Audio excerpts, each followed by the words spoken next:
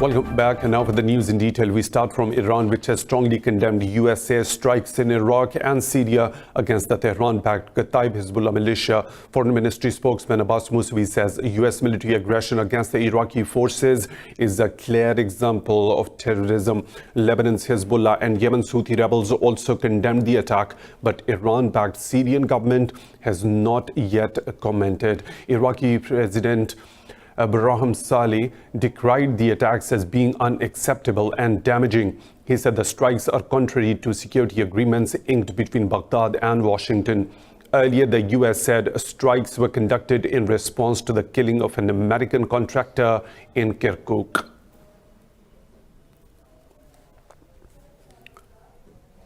Meanwhile, in Iraq, hundreds of demonstrators took to the streets in Baghdad and Najaf to protest the nomination of Asad al-Idani for Prime Minister. Students marched alongside protesters calling for the betterment of the country's economy and services.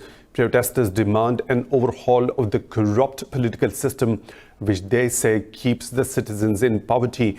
Earlier, demonstrators broke into the Nasiriyah oil field and forced employees in the control room to cut off the field's power supply.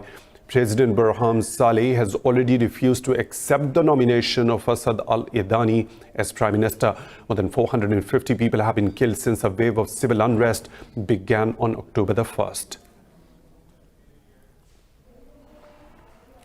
In Somalia, 4 al-Shabaab militants have been killed by US airstrikes. In a statement, the US Africa Command said it carried out 3 airstrikes in the vicinity of Kunia Barrow and Kalio Barrow.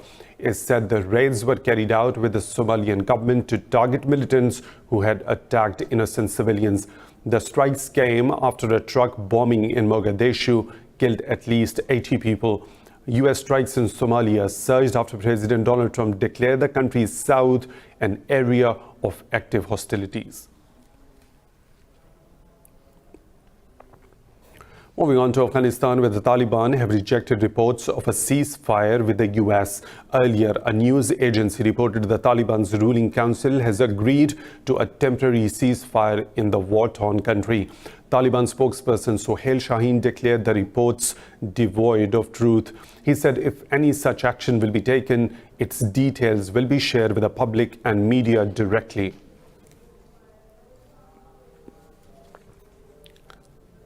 Pakistan's Foreign Minister Shah Mahmood Qureshi has asked the global community to take notice of continued injustice in India. 27 people have been killed in the countrywide protests against the controversial law considered to be anti-Muslim. In a statement, Qureshi said after occupied Kashmir, Prime Minister Narendra Modi is silencing the whole country. He said the fight against the Citizenship Act is not of one religion, race or language. Qureshi said he understands countries have mutual interests, but they have a responsibility towards humanity as well. He said people now understand founder of Pakistan, Muhammad Ali Jinnah's two-nation theory.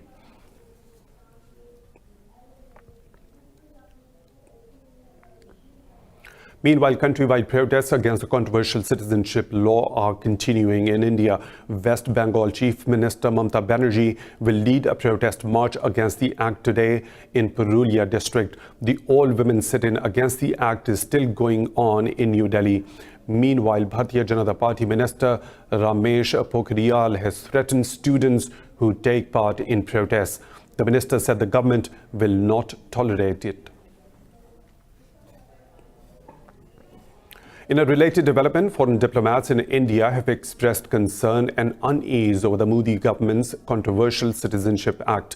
Speaking to media, the envoy said recent events suggest New Delhi is intolerant of criticism and dissent. The diplomat said New Delhi has not briefed them on the law.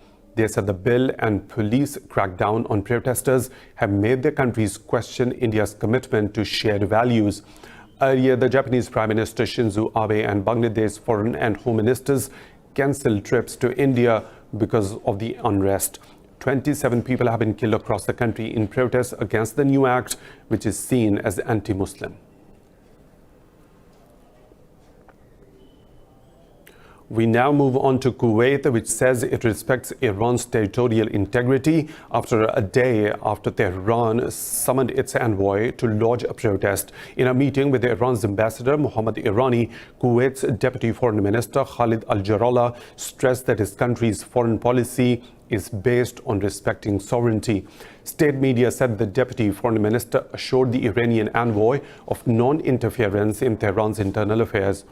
Earlier, Iran said that it summoned Kuwait's envoy to protest against a meeting of its officials with a separatist group. Jarrallah told Iran's ambassador that the meeting took place without permission from the relevant Kuwaiti authorities. He said officials have begun taking necessary legal measures over the affair, which was undertaken in a private capacity. Israel has decided to withhold $43 million in tax handovers to Palestine. Tel Aviv claims Palestinians have used the funds to support the families of slain or wounded militants. The total amount of the money withheld now equals 7% of the tax funds due to the Palestinian Authority. The Palestinians say the payments are needed to help vulnerable families affected by violence and the Israeli occupation. Under interim peace deals, Israel collects taxes on behalf of Palestinians. With diplomacy stalled since 2014, Israel has at times withheld money as a measure of protest or pressure.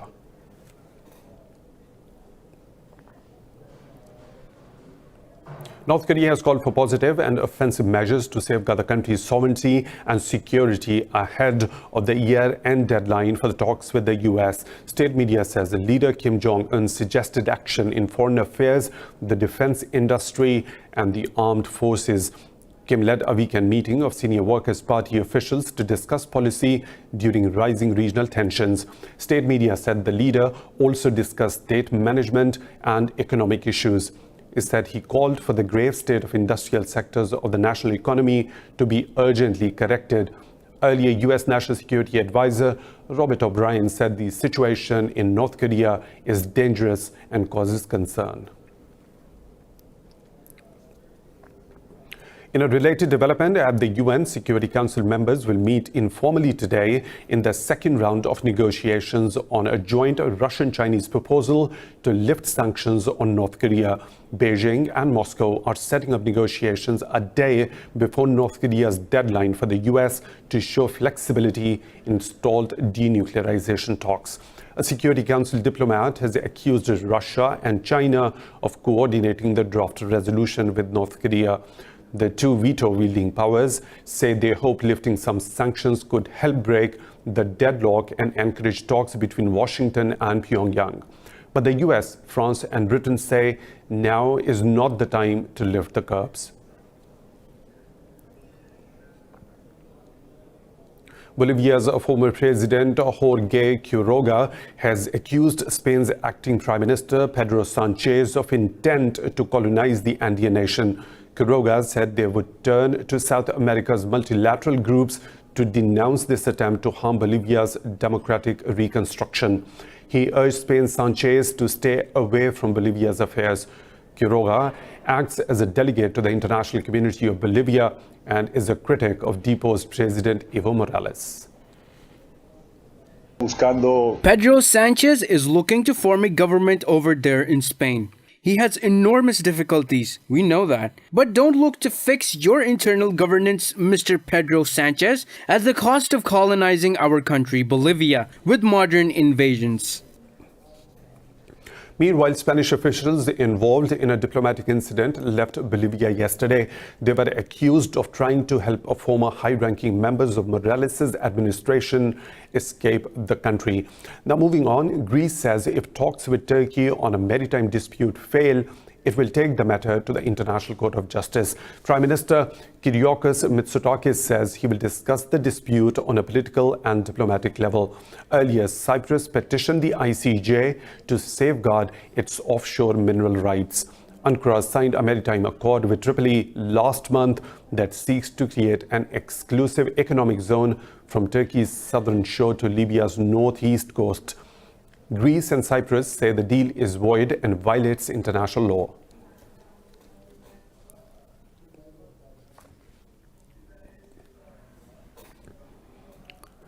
In a rather embarrassing development, Canada has deported dozens of Indian students over forgery of academic documents. In a video, the students can be seen waiting at the Toronto Pearson International Airport.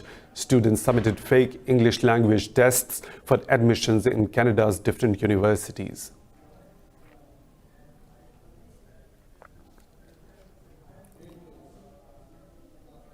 More stories to follow right after a short break.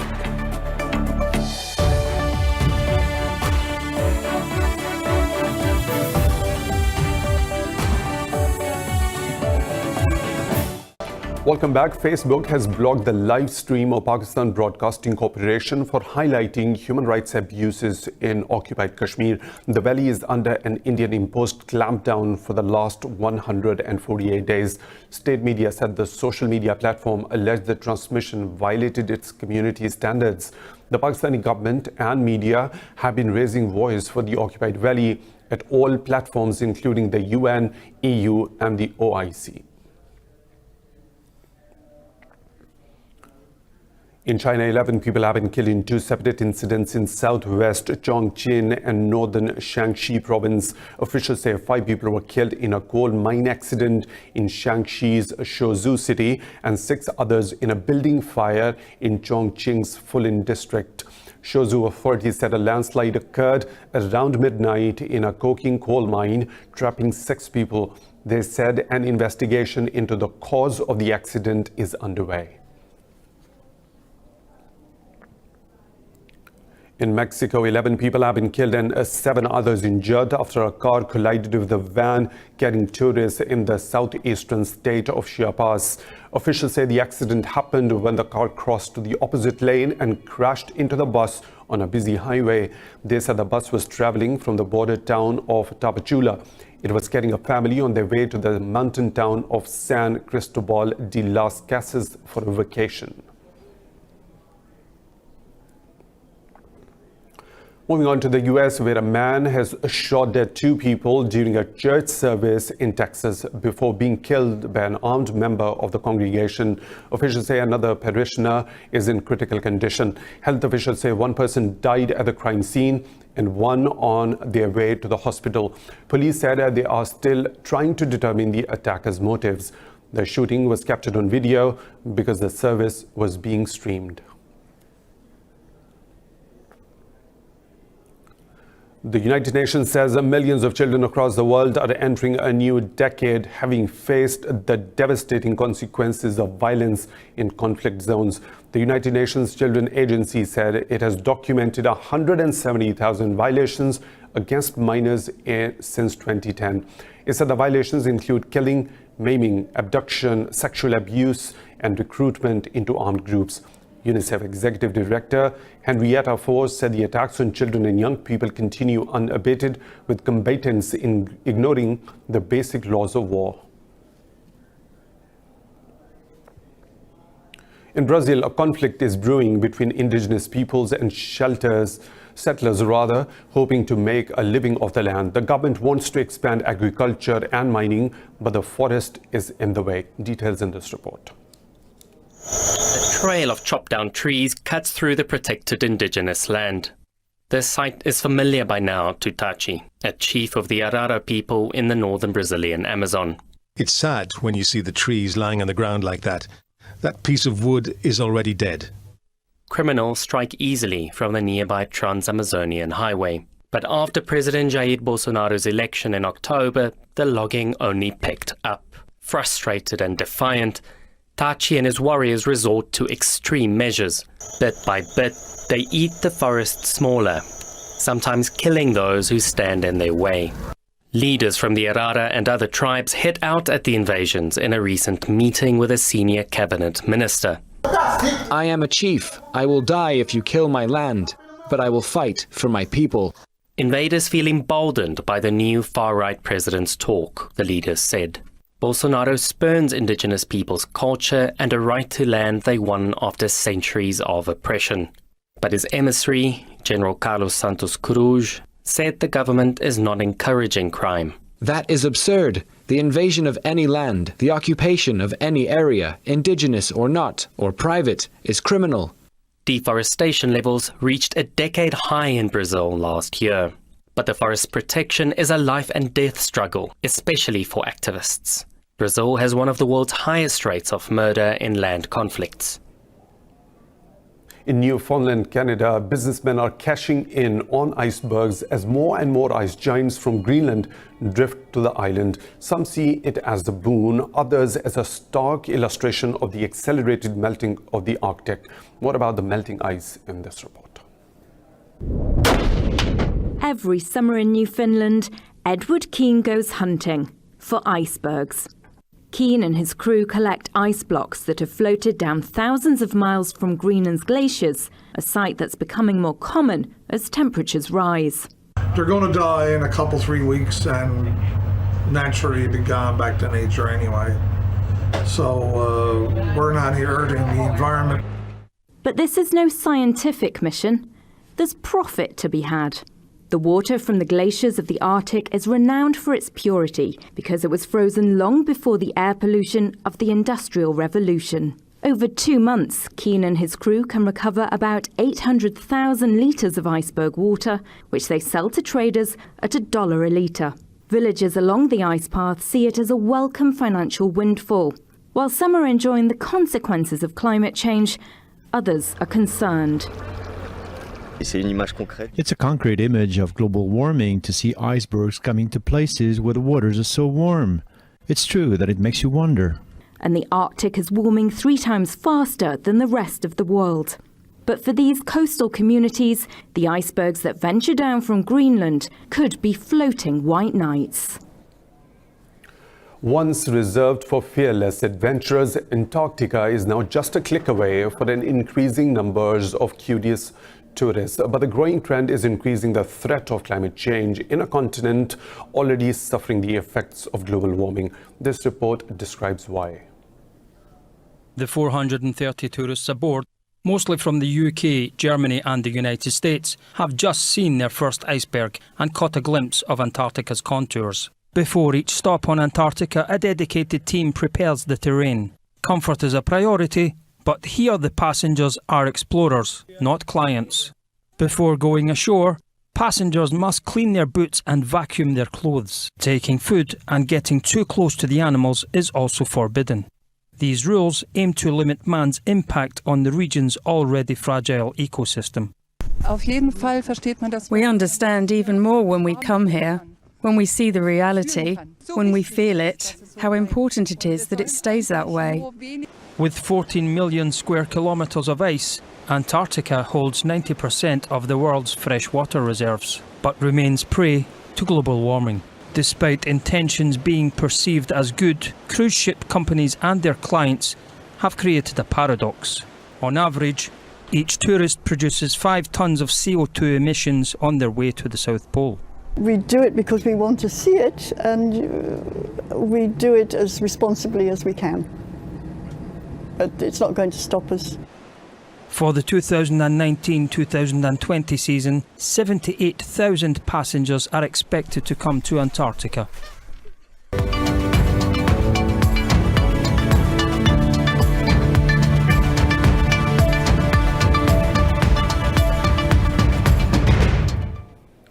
Well, stock markets in Europe are trading lower ahead of the new year. Amid a lack of triggers, investor sentiment is positive while they wait on further details for trade deal between the US and China. Frankfurt's DAX is trading over 0.5% lower during a lack of triggers. London's FTSE 100 has lost a fraction as investors booked profits from this month's rally. The CAC 40 in Paris is also trading fractionally lower. In Asia, the Shanghai Composite traded over 1% higher and closed at an 8-month high. Tokyo's Nikkei 225 lost over 0.5% amid weak economic indicators. International oil prices retreated and are now trading flat.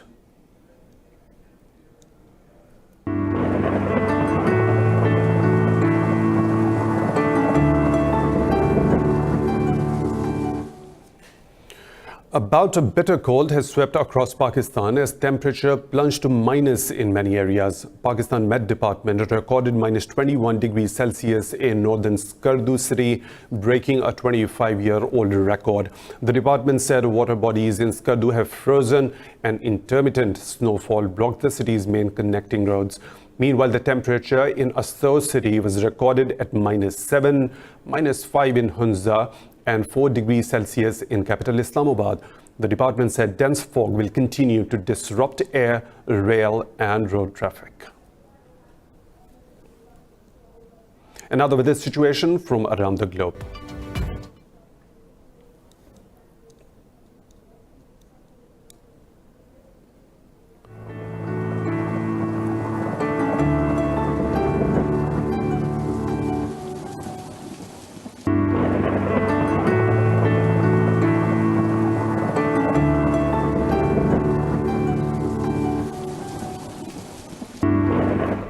And that's all for now. For the latest updates, you can follow us on social media at Indus.News.